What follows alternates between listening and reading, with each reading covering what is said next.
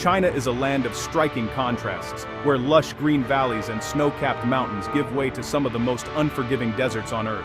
Few places show this better than its mighty deserts, such as the vast Gobi and the mysterious Taklamakan, each with their own unique character and challenges. These immense seas of sand stretch for thousands of kilometers, their shapes constantly shifting, sculpted by fierce winds and the relentless scorching sun that beats down day after day. For people living near the edges of these deserts, life is a daily struggle for survival. Water is precious and hard to find, and only the toughest plants and animals can endure the harsh conditions. Yet, even in these seemingly barren landscapes, life finds a way. The deserts are full of hidden creatures and plants, each perfectly adapted to survive. Small shrubs and hardy grasses cling to survival, their roots digging deep for moisture. These plants offer food and shelter to a surprising variety of insects, birds, and lizards, all playing their part in the desert ecosystem. Humans too have learned to adapt. In the rare oases, farmers grow crops and raise livestock using ancient techniques to make the most of every drop of water. These green patches are lifelines in a sea of sand, but life here is always on the edge. Change is never far away.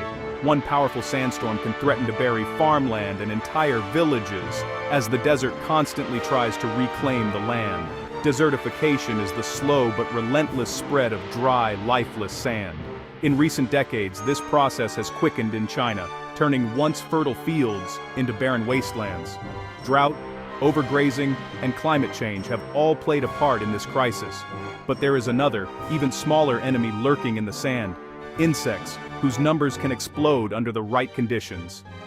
In particular, locusts, one of nature's most destructive forces, can devastate crops and strip the land bare in a matter of days, leaving little behind for people or animals. Understanding the challenges of desert life is crucial. For millions of people, the desert is not just a distant landscape, it is home, a place of both hardship and resilience.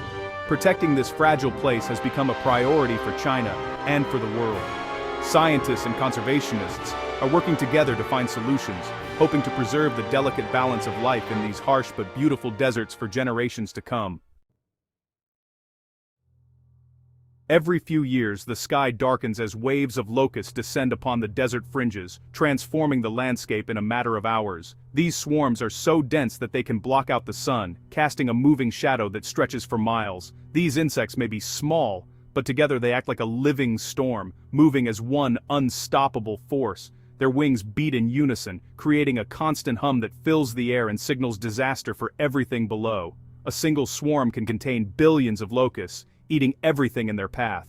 In just one day, a large swarm can consume as much food as tens of thousands of people would eat in the same time. They devour grasses, crops, and even the leaves of tough desert bushes, leaving nothing but bare stems and stripped branches behind.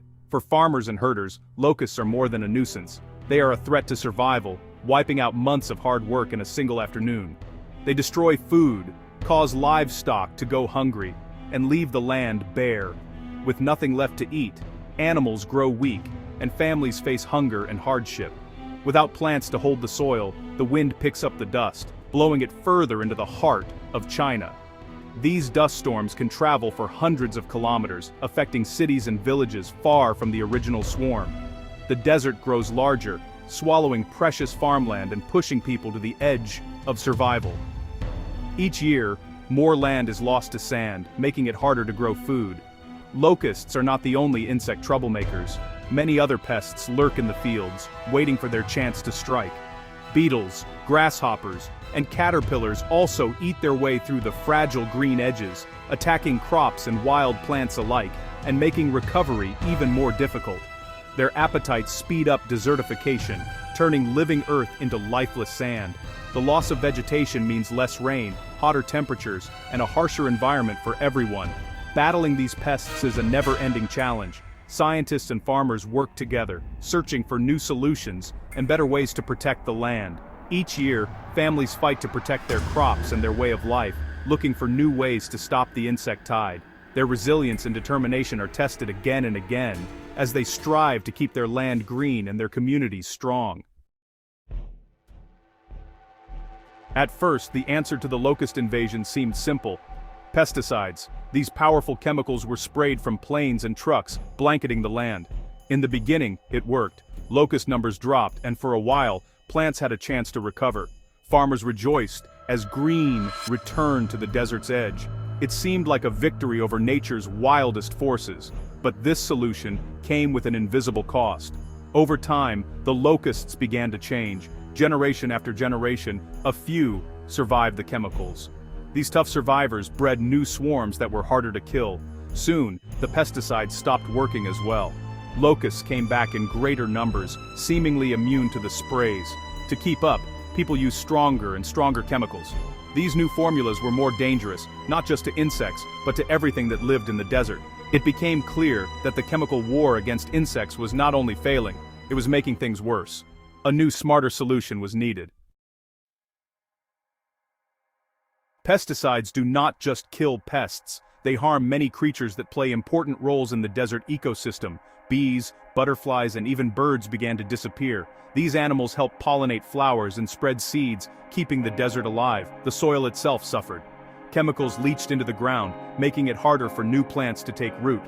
Water sources became contaminated, causing sickness in people and animals alike. The desert, already fragile, began to break down even faster. Predators such as birds and small mammals who fed on insects found that their food was poisoned. Many died or left the area. Without these hunters, the balance of life in the desert was lost. Soon, it was clear that every attempt to kill the locusts also harmed the very environment people were trying to save. The need for a new approach became urgent. Faced with a growing disaster, scientists in China began to ask a different question. How does nature keep insects in check? For millions of years, deserts have survived swarms of insects without human help. The answer, they found, lay in the food chain. In healthy deserts, every creature has a role. Predators, like birds, snakes, and lizards, eat the insects that threaten plants, but when pesticides wiped out these natural hunters, insects multiplied out of control. The scientists realized that restoring balance meant working with nature, not against it. After much research, the team focused on lizards. These small reptiles are perfectly adapted to desert life. They are fast, eat many types of insects, including locusts, and, reproduce quickly. Most importantly, lizards are harmless to people and crops. So, the plan was formed. Instead of fighting with chemicals, they would invite nature's own insect hunters back into the battle. Not all lizards are the same. Each species has its own unique adaptations, behaviors, and roles in the ecosystem. Some are fast runners, others are expert climbers, and a few are masters of camouflage. The scientists carefully selected species that already lived in or near the desert, focusing on those best suited for the harsh, dry environment. They chose lizards that thrived in dry conditions, needed little water to survive, and could handle the extreme temperatures of the desert. Most importantly, these lizards had big appetites for locusts and other pests, making them natural pest controllers. Their ability to blend into their environment helped them avoid predators and sneak up on their prey, making them even more effective hunters. Before the big release, researchers raised lizards in special breeding centers. Here, they observed their habits, monitored their health, and ensured the lizards were strong and ready for life in the wild. Scientists tested their ability to eat local pests, making sure the lizards would target the right insects once released.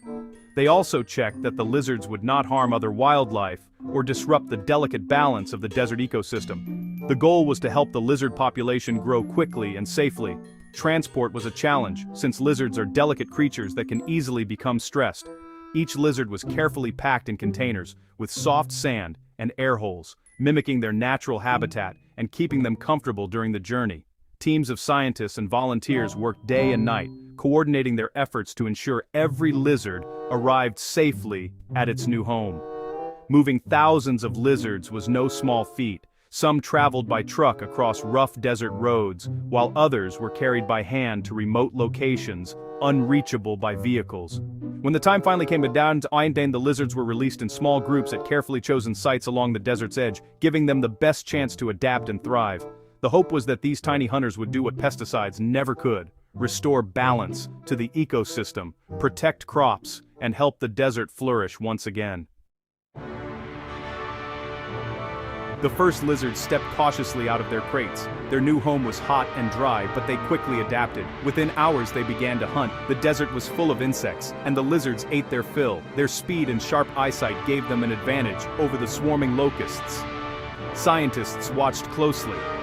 Would the lizards survive? Would they move too far, or stay near the release sites? The answer came quickly.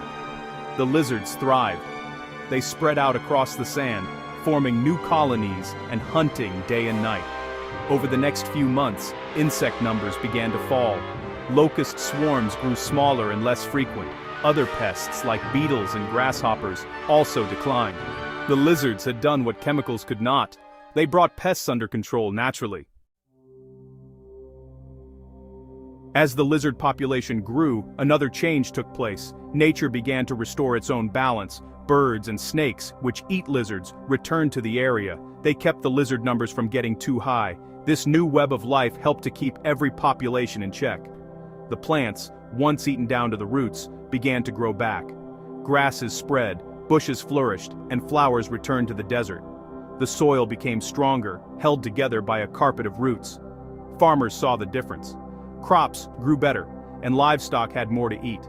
Dust storms became less common, as plants held the sand in place. The desert, once a place of loss, became a place of hope.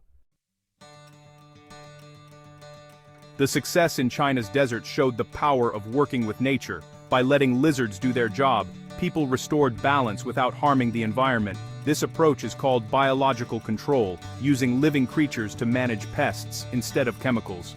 Other countries are watching China's example. The lesson is clear. Nature often has the answers we seek. By understanding and respecting the web of life, we can solve problems while protecting the world we share. The story of China's lizards is a reminder that even the smallest creatures can make a big difference. In the fight against desertification, it is not always strength that wins, but wisdom, and a willingness to let nature lead the way.